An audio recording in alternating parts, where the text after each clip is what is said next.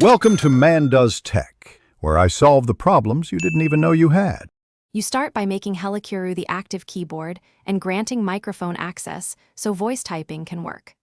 Open Settings and add Helakuru under Keyboards, then select it as the current keyboard in an app. Next, go to Privacy Microphone and enable Helakuru so the app can capture voice. Once done, return to any text field.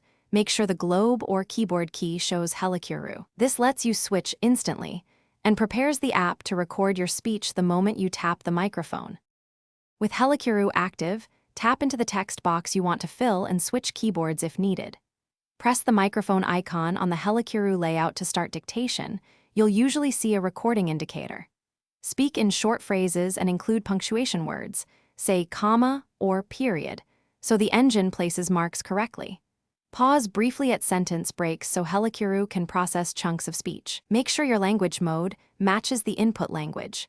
Otherwise, conversions and predictions will be less accurate. When you finish speaking, tap the microphone again or the keyboard to stop recording, then proofread and correct any words using Helakuru's keys. If results look wrong, make sure your iPhone has a stable internet connection, microphone permission is still on, and the correct language is selected in Helakuru. If voice typing won't start, restart the app, toggle the keyboard off and on in settings, or reboot the phone as a last resort. This usually resolves permission or resource conflicts quickly. Thanks for watching. If you found this helpful, don't forget to like and subscribe.